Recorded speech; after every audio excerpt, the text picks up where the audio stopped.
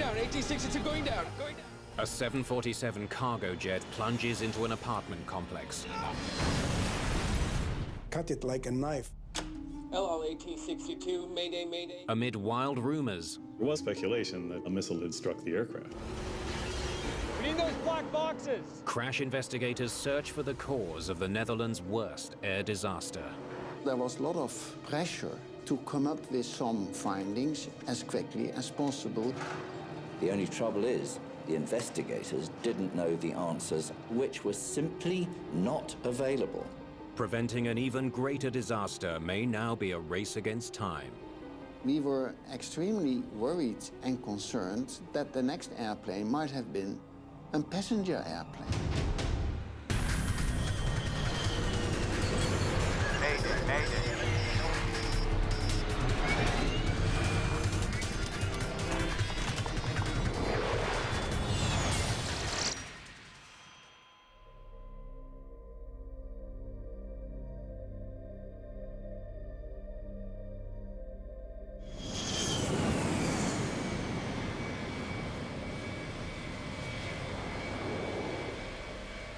It's a quiet Sunday evening at Amsterdam's Schiphol Airport.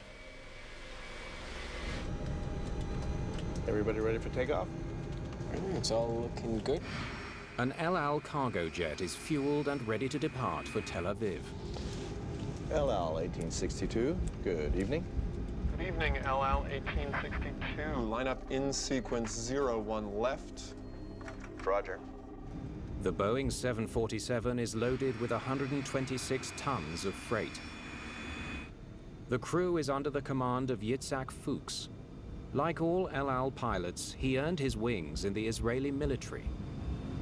He was many years in the company already, and they flew for the Air Force at first. So I believe he had something like 25,000 hours of flying. How's our fuel? Yeah, more than enough for a 4-hour flight. Gedalia Sofa is the flight engineer. It's his job to monitor the performance of the aircraft, including the engines and fuel consumption. The flight engineer was also very, very experienced, very professional, flying with the company many years. I think he was about to retire at that time. LL 1862 is clear for takeoff. 01 left. Clear for takeoff 01 left, Roger. Arnon, she's all yours. Thanks, Yitzhak. First Officer Arnon Ohad will be handling the controls for this flight. On the roll. The legs of the flight are divided by both captains and first officer to get the same experience. The freighter's 4 massive Pratt & Whitney engines pump out 200,000 pounds of thrust.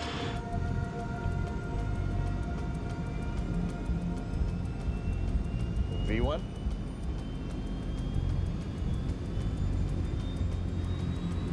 Rotate.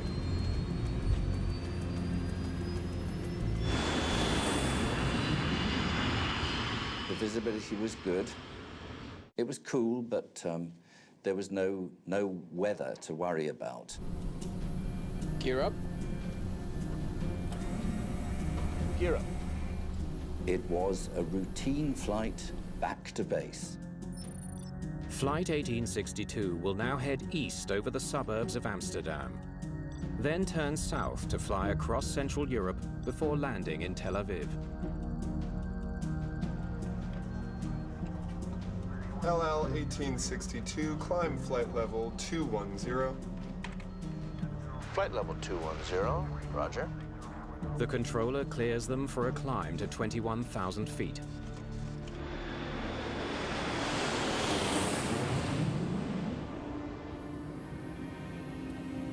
Engines are looking good. Climb power set. It's quite normal and routine climbing out of the airport. They were expecting to be home at about 4 hours.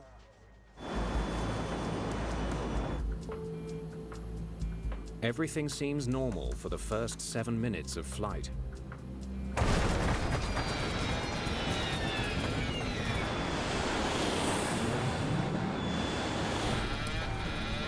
What the hell? What happened was not only dramatic, it was completely sudden. There was no warning whatsoever. The 747 is rolling violently to the right, and the crew has no idea why. I have control. You have control. The captain takes over flying the plane. The wings are banking to the right. So far, what can you tell me? Engines 3 and 4 are out. Both engines on the right wing have suddenly died. This is a very dramatic situation. The wing where the engines have failed drops, and the other wing rises. We need to level off. Working on it. The captain struggles to bring the plane level. We're losing hydraulics on system 3. No, 3 and 4. Critical flight controls are failing. The hydraulics power the controls. This is such a big airplane that pilots can't control it with muscle alone. Full left rudder. The only way you can get the aircraft level and straight again is to put the rudder on with your left foot and try and pick up the right wing. Wings coming up.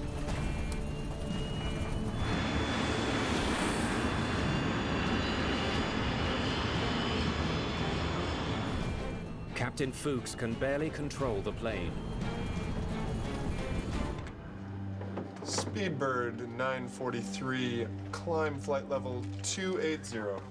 At Schiphol Air Traffic Control, the evening routine is about to be shattered. LL 1862. Mayday, mayday, we have an emergency. They realize right away that they're in a real bad situation. LL 1862, do you wish to return to Schiphol? Affirmative. Mayday, mayday, mayday. Turn right, heading 260. The crew now has a heading back to the airport, but with hydraulics failing, the captain is having more and more difficulty controlling the plane.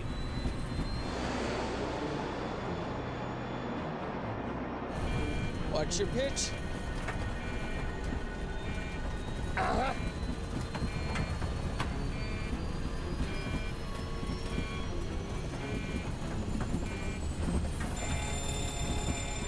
Then the crisis gets much worse. We have a fire number 3. A new warning tells the crew one of the engines is on fire. Shutting down engine 3. We have a fire in engine 3. Roger. You've got to get the fire out quickly, because if fire starts, that's serious, because it will structurally damage the airplane very rapidly. Number 3 fire extinguisher. Roll it. The crew triggers the fire extinguisher and waits for it to douse the flames.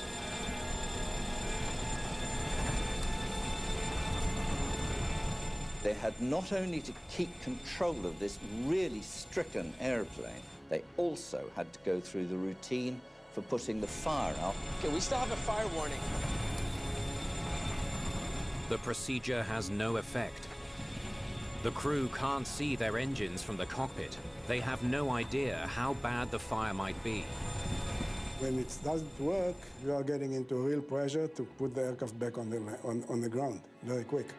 We need to land, see if they can get us down on runway 27. We have a fire in engine 3. Engine 3 and 4 inoperative. Request runway 27 for landing. The captain knows the airport. He wants to land on the longest runway at Schiphol. In that case, heading 360, heading 360. Roger, 360. It's the pilot who decides what can be done, especially with an airplane which is as badly stricken as this one. The air traffic controller's job is to facilitate that request from the air. That'll give you a right turn to cross the localizer. You only have 7 miles to go from current position. Damn it. The crew is now facing another huge challenge. There's no way that we can slow down at this distance. We're gonna have to go around again. Agreed. They're too close to the airport to slow down in time to land. Captain Fuchs decides to make a descending turn over Amsterdam so he can lose speed and altitude before coming into land. They have no power on the right side, no hydraulics. These pilots had an aeroplane which was scarcely flyable, but they didn't know why. There's Schiphol around 3 o'clock. Got it. The crew has to make one final turn to line up with the runway. 1862, your speed is. Speed is 260.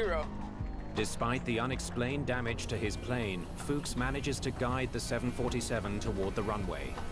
Very difficult controlling the aircraft in this situation, but they control the aircraft the full 360 degrees back. Speed's a little high. Are we stable enough to make the runway? We'll see.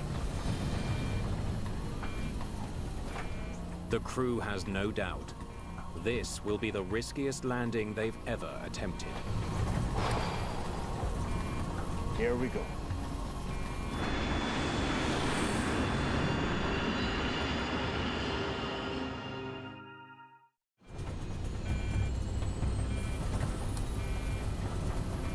Flight 1862 is less than 3 minutes from landing.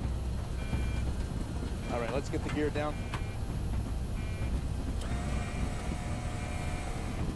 Gear down, 3 green. Amsterdam's airport is tantalizingly close. Reducing speed. Captain Yitzhak Fuchs slows his plane and calls for the flaps. Flaps 2. He wants to increase the wing's surface area. Flaps 2. To add lift at the slower speed he needs for landing. All right, nice and easy. Easy. Easy. No, no, no, no! We're losing it. The plane is once again rolling to the right, and this time it's worse. The pilot realized that by going slower, he was having even more control problems than he already had. LL, further right heading 310. Heading 310. Controllers urge the pilots to correct their course to the runway. I can't hold it! I can't hold it!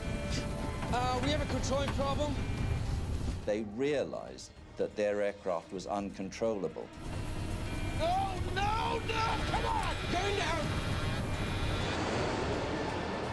Going down, 1862 going down. Going down. Come on!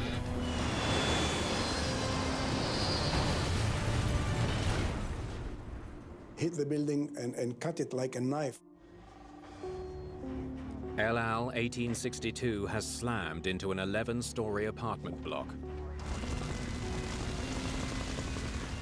The Bijlmermeer apartment complex, home to thousands of people, is engulfed in flames.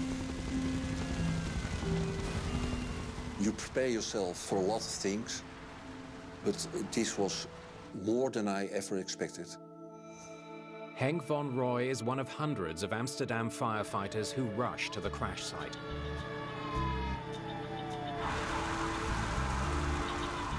When I arrived there and I looked at the flat, and there was a big hole in it, and it was a massive fire.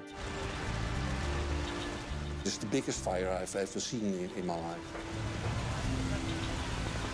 The intensity of the inferno is overwhelming. The cargo plane was fueled up in Schiphol with 80 tons of kerosene. Rescuers race to pull the injured to safety. In the chaos, it's hard to know how many victims there actually are. I was expecting 200 people dead, dus killed, and 600 people injured.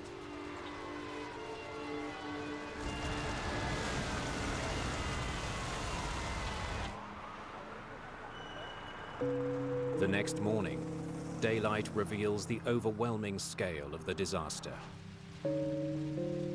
It was traumatic to see the damage and what it did to the people living there. The plummeting jet has cut the apartment block completely in two. There's almost nothing left of the plane. No one aboard has survived. It was quite clear that a lot of lives had been lost on the ground, let alone in the air. Though the exact number isn't yet known, dozens are dead. The eyes of the world soon focus on the Netherlands' worst ever aviation disaster. The spectacular nature of this accident was such that, all the cameras were quickly there.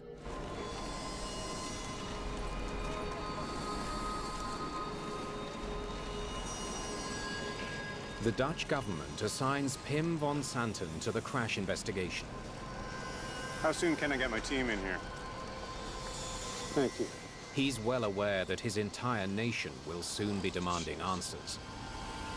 There was a lot of pressure, both from the public, from the press, to come up with some findings as quickly as possible. Van Santen faces a frustrating delay. He's not allowed to examine the debris until rescuers complete their search for victims in the demolished building. We're just waiting. They're clearing out the bodies. We were basically walking around and getting as close as possible without disturbing the rescue people. For now, vital evidence remains out of reach.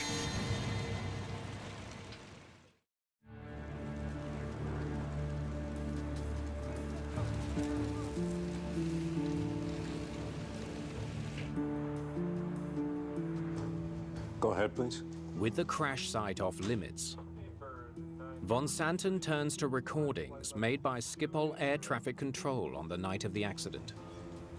LL 1862, Mayday, Mayday. We have an emergency. LL 1862, do you wish to return to Schiphol? It's not as detailed as the cockpit recording, but does capture the conversations between controllers and the El Al crew. 60. You hear those people speaking, Runway 27 for landing. and that makes it very, for me at least, made it very emotional. You hear people speaking, but you also know that they are dead.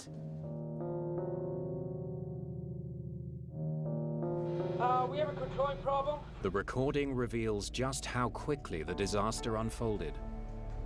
LL, further right heading 310, heading 310. It captures the terrible moment when the crew lost control of their plane. Going down, 1862, going down.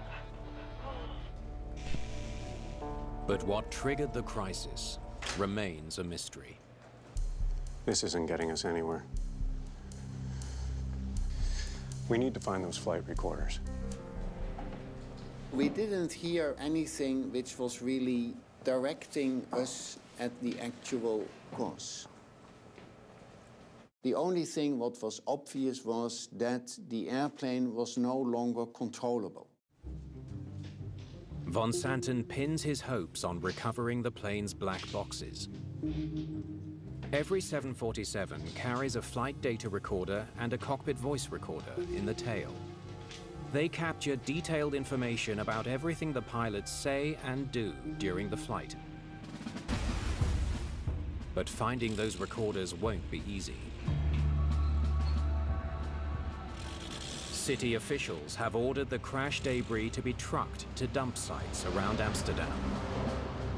The city wanted to have the crash site cleaned as quickly as possible, because for the people living there who may have lost relatives, it was extremely traumatic to see these buildings and parts of the airplane.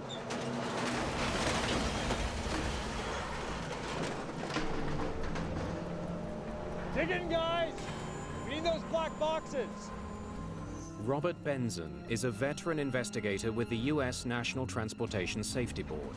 He joins the team and knows just how crucial the voice and data recorders can be. We use those extensively, along with examination of wreckage, to nail down almost to an nth degree what happened sometimes. Investigators face a difficult search through a tangled mess of pulverized aircraft parts and building debris. Hang on. That's an engine part. Goes over there. You'd be surprised how much building debris, pipes and things can actually look like airplane parts. It gets confusing. While investigators sort through the mountains of debris, witness reports provide a stunning lead.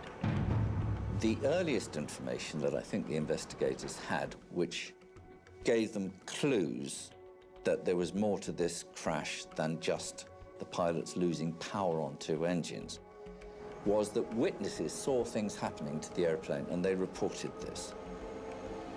Just minutes before the crash, they saw what looked like two jet engines falling into Lake Bijlmermeer, east of the airport.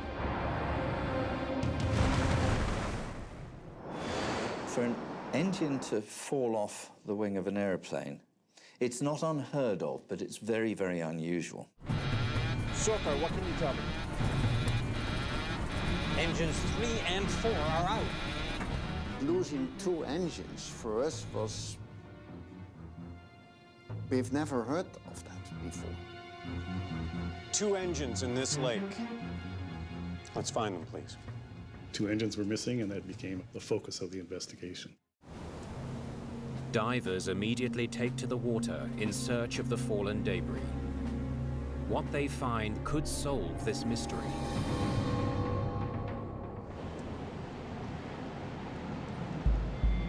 Meanwhile, across Amsterdam, rumors begin to spread.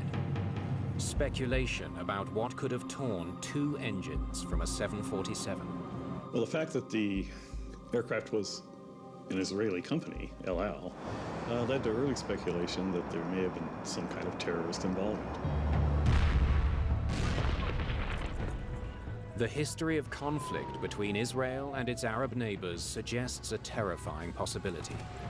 There was early speculation that a missile had struck the aircraft.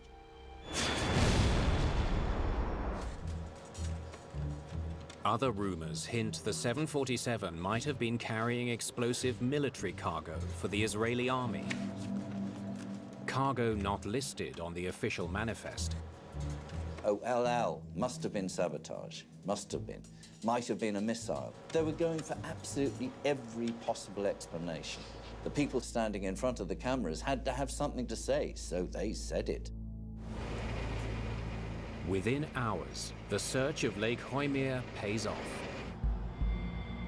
Investigators recover one of Flight 1862's right side engines. A look at the serial number reveals its engine number 4.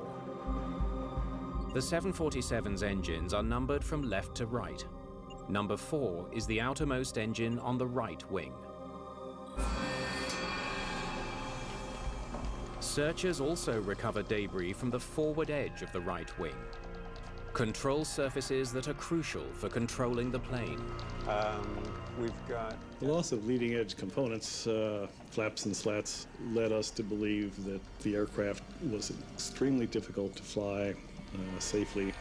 The mystery now is what caused the engines to fall off. Was it terrorism, a mechanical failure, or something else? Investigators rush the recovered wreckage to a forensic lab and test it for explosive residue. You have to look at every single part to either rule it in or out. But there's no evidence of any explosion. We looked at every single part and ruled out a missile. One thing is now certain. The El Al disaster has nothing to do with terrorism. But with Engine 3 still missing, the case is far from being solved. Finding both engines was a virtual necessity. We had other parts of the aircraft, of course, that went into the apartment complex, but they were heavily damaged, so we needed all the parts of the puzzle that we could possibly locate. Take a look at this. News of another recent accident adds grave urgency to the search. I think the whole fleet could be in danger. Investigators learn of another 747 that lost 2 engines and crashed. just 9 months earlier. It quickly became apparent that a similar accident occurred in Taiwan to a China Airlines 747. Very similar, in fact. It suddenly seems possible that the 747 may have a deadly design flaw. That scares everybody because there were 1,000 747s out there at the time. We were extremely worried and concerned that if this was a pattern, that the next airplane might have been a passenger airplane. Thousands of lives could be at risk. Investigators must work quickly to find out what brought down Flight 1862.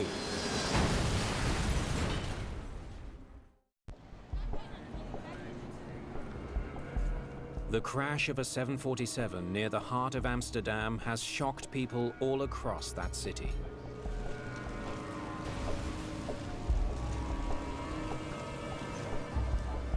The Netherlands' Queen Beatrix tours the devastation, sharing in her nation's grief. At least 43 people are dead. A lot of people died, but it could have been much worse than that. Pressure builds to find evidence. With Engine 3 still missing, investigators call in the Dutch Navy to search Lake Bijlmermeer using sonar. It is not very deep there, maybe 4 or 5 meters, but that is deep enough to make it difficult to find. 3 days into the investigation, a major breakthrough. Searchers find a black box in the debris. It's the flight data recorder. Okay. Let's see what the lab can do with this. It should contain detailed information about the operation of the engines. But getting at that data may be impossible. The huge impact has taken a heavy toll on the critical recording device. The FDR survived the accident, but it certainly wasn't intact. The tape is badly damaged. The tape had shattered upon impact in a couple places. But von Santen and his team are determined. They ship the recorder to Washington, where NTSB experts will try to repair the damage.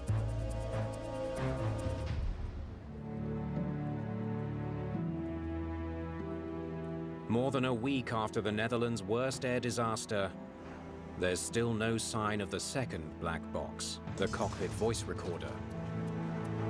Any luck? It looks like investigators will have to solve this mystery without one of their best tools. You have to remember there was a giant pile of rubble mixed in with an entire 747. It never showed up. My guess is that it probably was burned into a little cinder. Underwater searchers are having better luck. They've found and recovered engine number 3. Investigators now have both the engines from the right side of the plane. But a close examination of the newly recovered engine only adds to the mystery. Visual exam shows no sooting, no signs of fire. We have a fire number 3. In spite of what the flight crew said over the radio, there were absolutely no evidence of sooting, melted metal, things like that inside the engines. Shutting down engine 3. Whatever went wrong, it not only caused the engines to separate from the wing, it also triggered a false fire alarm that misled the crew. All they had to go on were lights and indications in the cockpit. I don't think they ever knew that they were missing 2 engines. Investigators hope an unusual streak of paint found on the cowling of engine 3 will help explain what really happened. They take a sample of the paint for testing. Let's see if the lab can tell us where this came from. While they wait for lab results, investigators turn their attention to the fittings that attach the engines to the wing. Known as pylons, they're designed to be strong enough to support the massive engines during all the rigors of flight. If the airplane is in turbulence in the sky and the whole airplane is being shaken, the engines are being shaken as well, so the pylons have to be very, very strong. V1? Investigators know Flight 1862 powered away safely from the runway. Rotate. They wonder, did the 747 hit something in the air that somehow damaged the two right-side engine mounts? Air Force radar scans from the night of the crash reveal some intriguing data. So these blue areas are all flocks of birds? Wow. There were unusually large flocks of birds around the airport the night of the crash. One of the scenarios was that there was bird impact. In October, November, we have lots of geese flying around Schiphol Airport, and these are big birds. Bird strikes can do incredible damage.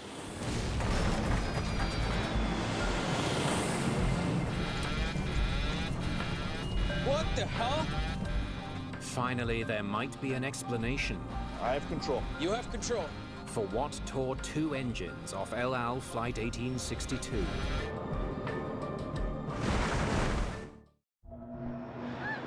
To test the bird strike theory, the team turns to the science of light. When exposed to ultraviolet light, blood and other organic remains will glow green. Looks clean. But they can find no green fluorescence on any part of either engine. The investigation is back to square one. Bird impact was ruled out. Fire was ruled out. So basically then the conclusion was it must have been something else. So we know that The media, of course, are putting pressure on them to answer questions. The only trouble is the investigators didn't know the answers either. Then the investigation takes a dramatic turn. Lab results reveal the paint found on engine 3 came from the cone-shaped spinner at the front of another engine.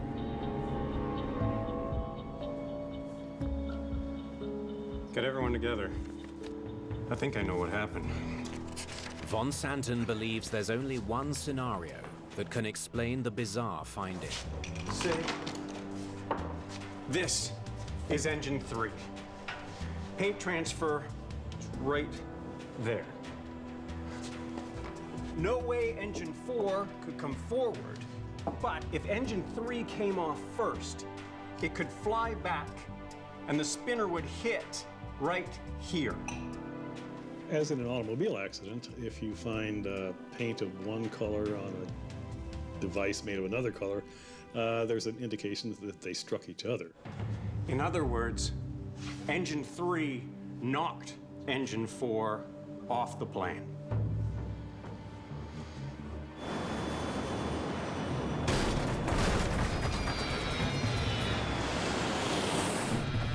What the hell? The 4-ton engine would have hit with the force of a small bulldozer. So far, what can you tell me? Engines 3 and 4 are out. It's a critical discovery, but it leaves a huge question unanswered. Why did engine 3 fall off in the first place? To try to solve that mystery, investigators need to find the lugs and bolts that connected that engine to the wing. In terms of finding the evidence, the physical parts of the airplane, so that you could find out what broke and how it broke, was going to be difficult. The engine fittings could have fallen to Earth at any point during the mid-air crisis. Or they could be buried in the rubble from the crash site. You never have any guarantee that you will find all the parts which are needed to determine this most likely cause. Almost 3 weeks after the crash, the investigation has hit a major hurdle. Though it's clear why the El Al crew declared a mayday. Mayday, mayday, mayday. Investigators still can't explain what started the deadly chain of events. Then they get a lucky break. A painstaking search through the crash debris has recovered some key components from the fitting that held Engine 3 to the plane, including one of 4 crucial bolts or fuse pins that secure the pylon to the wing and support the weight of the engine. There was luck involved, definitely. And that was really, for us, the point where pieces are falling into place. Investigators study the pieces in search of clues. A metallurgical scan leads to a stunning discovery. There's a 4mm crack on the inside of the hollow fuse pin. We discovered that it had pre-existing fatigue cracks. If there's a micro crack in it, it weakens the entire structure and makes it easier to break. Investigators theorize that as soon as one pin failed, the entire engine fitting broke apart. They suspect the crack is the result of simple wear and tear. Every takeoff and landing puts stress on the crucial pin. Rotate. Eventually, a tiny crack formed. Climb power set. Over time, the crack grew worse and worse. It can grow slowly and slowly and slowly for years until finally the part breaks.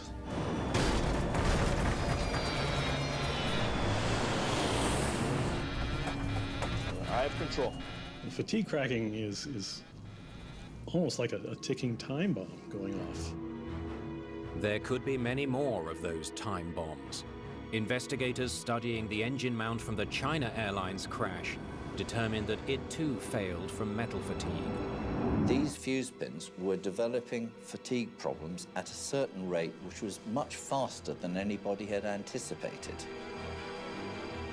Just one final question remains for von Santen and his team. The 747 has 4 engines. Even with 2 engines gone, the El Al jet had enough power to fly back to the airport. Of course, it's an emergency, half the power, but the aircraft is designed to do it, and we are practicing it in a simulator every time that we are making simulator. Why was Captain Fuchs able to descend to within sight of the runway? No, no, no, come on, going down! But not able to land?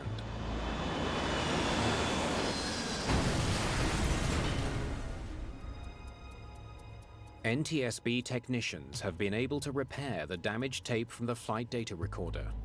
Investigators scour the data, searching for answers. It gave us a wealth of data. Airspeed, altitude, what control surfaces were doing, what hydraulic systems were still operating, a myriad of things. With the new information, Rotate. Investigators hope finally to understand why El Al Flight 1862 never made it back to safety. Pim von Santen pieces together the fatal flight. Okay, let's get started. He combines flight data Engines are working fine at takeoff. with the recordings captured in the tower. 0, roger. Engines are looking good. Climb power set. Then, right here, the pylon fails. Engine 3 breaks away.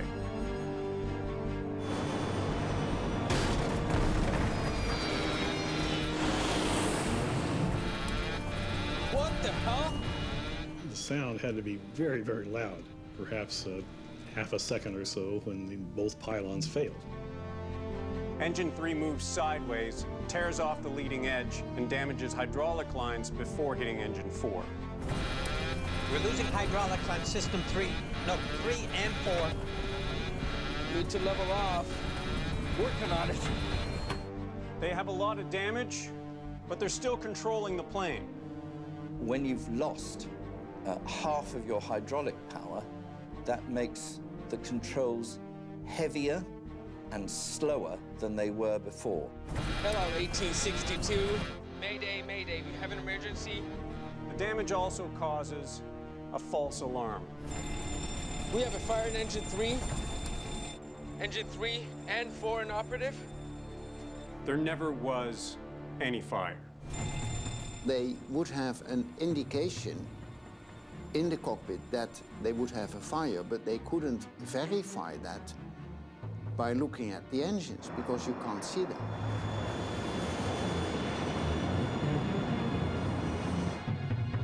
They put out their flaps to slow down. Flaps 2.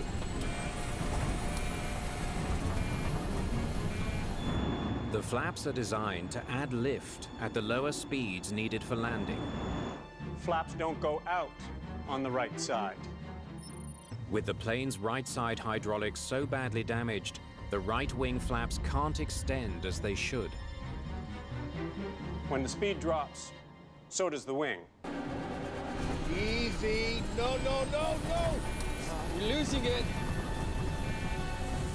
More lift on the left, less on the right, causing a roll to the right. And as the aircraft slowed down, this rolling tendency got harder and harder to counteract. I can't hold it. I can't hold it. It's a lethal imbalance of aerodynamic force. No, no, no. Come on. Going down. We could see that the airplane went into an uncontrolled rolling motion. Come on. Going down. 86 is going down. Going down.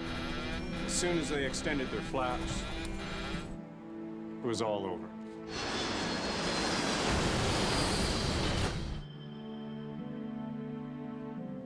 In the aftermath, some wonder what might have happened if the El Al crew had known their true situation.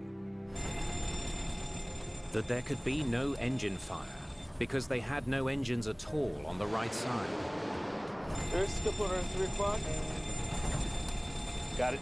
Their only option would have been a desperate one, choosing not to deploy their flaps on final approach. It would have meant trying a high-risk landing at nearly 350 miles an hour. The likelihood of the airplane and the crew surviving and landing at that speed, which is more than twice the speed that airplanes normally land at, the likelihood of their surviving was practically zero. 43 dead because of one small part.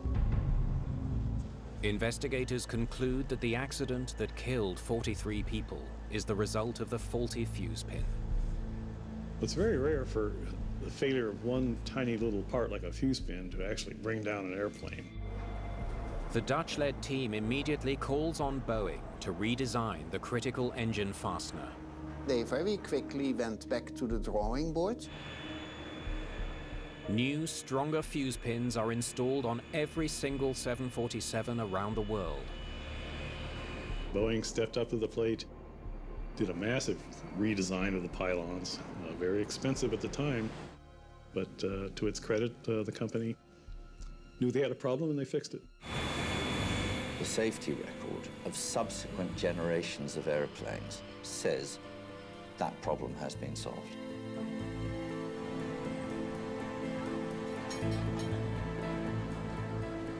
Today in Amsterdam, there's no sign of the jagged wreckage that once scarred the Bijlmermeer apartment complex. But the painful memories of the El Al disaster will never be erased.